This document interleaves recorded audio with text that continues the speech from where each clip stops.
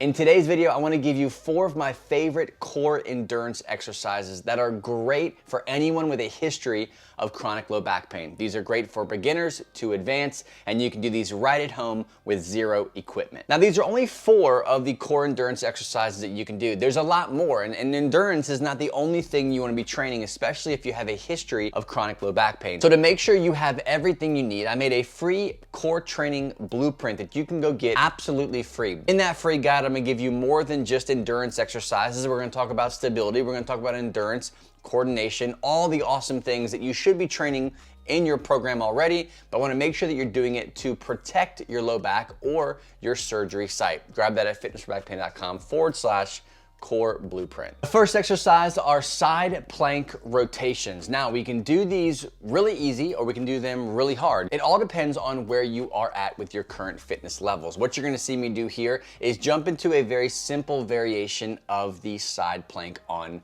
my knees. I'm gonna get down, I'm gonna start in the right position, I'm gonna move into the side plank nice and gently. I'm not going to force anything. And then from here, I'm gonna actually start doing a little bit of rotating. Now, it's gonna be weird. You're not gonna be able to get a lot of rotation being on your knees just because of how close you are to the ground, but it's a great start. Leveling up this exercise would consist of you having both your feet and your forearms or your elbows as your support structure. Now, this is gonna be where you do a lot of your rotating from. You're gonna get the most bang for your buck when it comes to these side plank rotations in this position. What you wanna do is always watch for the transitions. You're going nice and slow, you're gonna control the movement and not try to rush anything. Another good point you wanna make sure that you're doing is having your feet stacked the appropriate way. If you look at how my feet are and the way or the direction that I'm rotating, you can see how having my feet in that direction actually allows me to rotate comfortably, almost as if I was going to go into a front plank position. What you don't want to do is do it the other way, where you're creating a lot of twisting or torque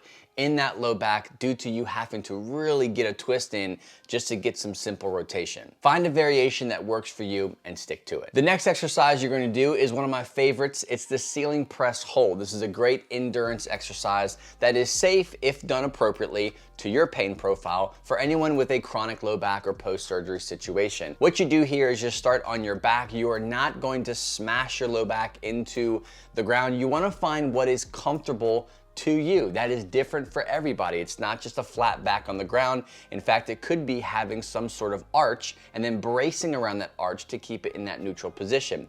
From there, you're gonna have your knees bent, obviously, and you're gonna have whatever weight or load you're going to use. You can use a kettlebell, dumbbell, small child, a 10-year-old, whoever you want or however you want to do it, doesn't matter. At the end of the day, all you want to make sure you're doing is you're pushing the weight straight up. You are not pushing it out over your knees. Yes, you are gently flexing the low back area, but with a good position of the low back, a gentle brace around that, and then forcing the weight to go straight up from your forehead, then you should be fine. Another easy modification, if you are having trouble with flexing the low back, if you're trying to push up and for whatever reason you're having some discomfort in the low back, adjust the range of motion. My goal for you is go as high as you possibly can, but for you, going as high as you possibly can could make your injury or your pain symptoms come out. What you wanna do is dial back that range of motion. If going halfway up is the best spot for you to start with, go halfway up and slowly increase the height that you're doing over time. So I'm really excited about the 4th exercise, but I'm not gonna skip ahead and let's just go to number 3. The 3rd exercise are adductor planks, or AKA the Copenhagen plank. Really fun, safe exercise to do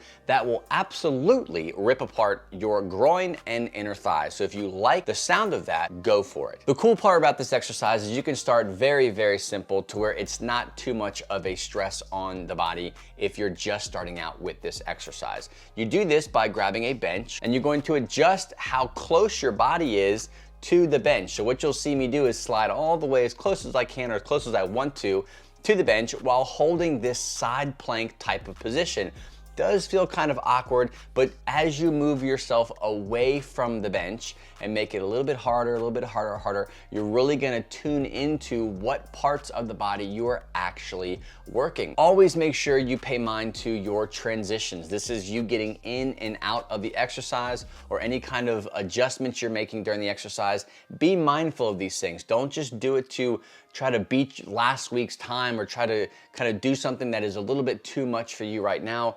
You got to think of exercise from a pain perspective and not from an exercise perspective. So as you work yourself away from the bench, you'll notice the exercise getting harder and harder. What you'll want to do is find a place that you can hold a time that feels comfortable for you, that is challenging for you, but also leaves a little bit more room for you to grow and to actually develop that endurance down the road. The fourth and final core endurance exercise is the posterior plank, aka the Chinese plank. What you're going to do here is very similar to the adductor plank. Is you're going to get 2 benches and your shoulders are going to go up on one of them. I suggest you find the most comfortable platform for your shoulders because your head, neck, and shoulders will be on this platform, and your opposite end of your body, your feet, will be up on the box. So you'll see me spread out and having these 2 benches or boxes separate apart from each other just enough where my heels are digging into the top of that box and my shoulders and my neck are comfortable on the bench.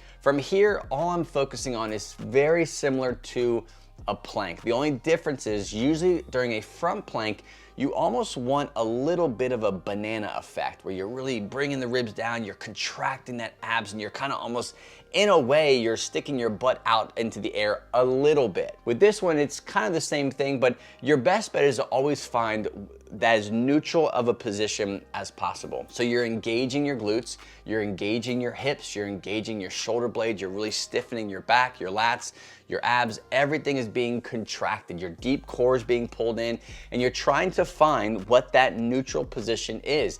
At the end of the day, the posterior chain is one of the most undertrained areas of the body, specifically for people who have chronic back pain, because we think that training muscles that are in pain is the worst thing we can do. But if we learn to train according to our pain, that is how we get our pain to go away. When it comes to working core endurance, remember, we're not looking for how many reps and sets we can knock out. We're thinking more time. So if you can hold something for a longer period of time in a really good position, that is when you are working on endurance. And it's really good to work endurance sometimes over reps and sets, because sometimes we're so focused on getting them done that we miss out on the activation of the muscles that we're trying to turn on. So if your back is always tight and it's always the first thing to contract and brace, when your core should be doing these things, spend time focusing on core endurance so that we can learn and get the mind-body connecting to activating the muscles that should be supporting you, and then deactivating the agonist or the antagonist muscles to whatever you're trying to work. Before you head off, make sure you go grab that free core training cheat sheet. You can go to fitnessforbackpain.com/core blueprint. It'll be everything you need to take these 4 core exercises that you learned here today and inject steroids into them, get thousands of more exercises that you can use, and to maximize the results in the gym with core training. It's gonna change your life. It's fitnessforbackpain.com/core blueprint, and I will see you if you come back on the next episode.